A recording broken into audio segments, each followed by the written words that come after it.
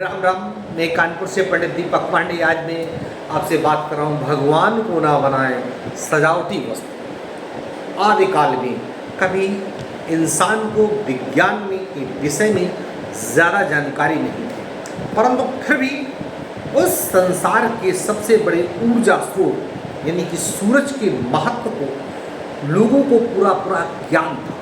उन्हें ये भी पता था कि जल ही जीवन है और बिना जल के किसी नदी के किनारे बने ऊंचे से टीले या उपजाऊ भूमि से ही सभ्यता संस्कृति शुरू होती है। और उसी समय का मनुष्य भी ये जानता था कि संसार में दिखाई देने वाले भौतिक वस्तुओं के अतिरिक्त जरूर कोई अदृश्य शक्ति भी निश्चित रूप से विद्यमान है, जो कि इस ब्रह्मांड में हर चीज को एक नियम के अधीन चला रही है। उसी अदृश्य किंतु महाशक्तिशाली स्रोत को उसने भगवान का नाम दिया और इस छोटे से शब्द में सृष्टि के पांचों तत्व समा जाते हैं जिनसे ये संसार बना है। जैसे भा से भूमि, गा से गगन यानी आकाश, वा से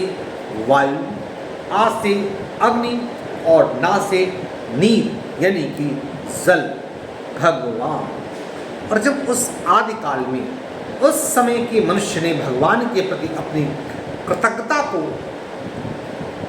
प्रकट किया तो निश्चित रूप से वो सुबह टीले पर बसे हुए अपने गांव से उठ कर के पास ही बहती नदी के स्वच्छ जल में नहाया होगा और तभी उसने अपने दोनों हाथों में जल को लेकर के सुबह सवेरे उगते सूर्य को अर्घ दे करके उसे भगवान के प्रति धन्यवाद दिया होगा। कालांतर में सभ्यताओं का विकास हुआ और आज के औद्योगिक युग में जब हमारे पास छपाई और ढलाई के अनगिनत तरीके मौजूद हैं, तो कभी पुराने समय में गीली मिट्टी से बनाए गए भगवान की मूर्ति स्वरूप का स्थान भगवान के प्रिंटेड फोटो, धातु और प्लास्टिक की ढलाई मूर्ति, लकड़ी, पत्थर, टेराकोटा आदि के बने भगवान के प्रतिरूप आदि के आदमी के काम को आसान, आकर्षण और बहु उपयोगी बना दिया गया।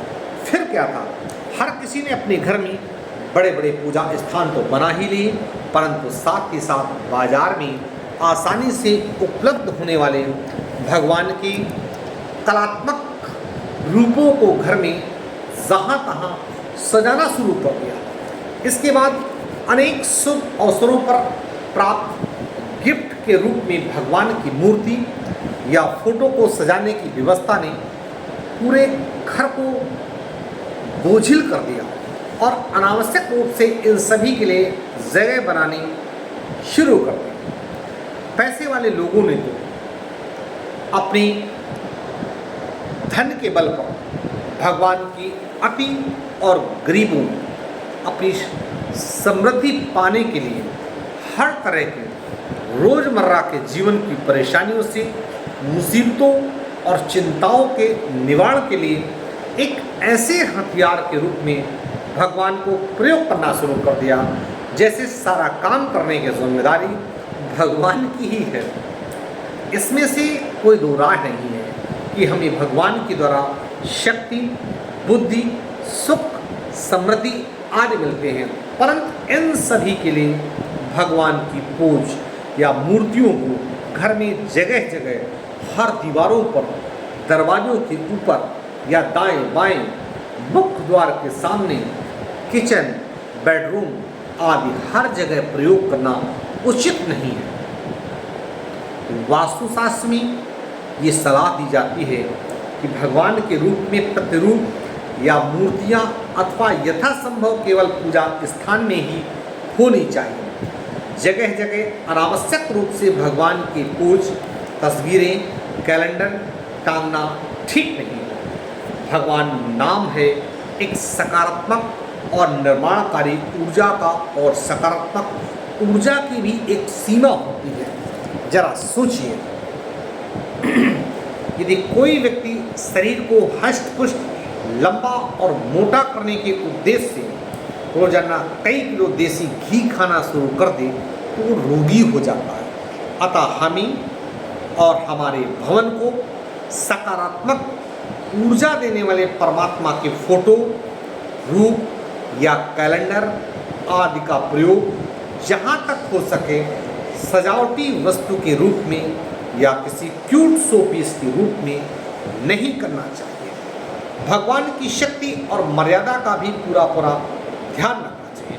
भगवान पूजनीय है, शोभा बढ़ाने की वस्तु नहीं है। मैं कानपुर से पंडित दीपक पांडे, वास्तुशास्त्र विशेषज्ञ, 9305 360 389।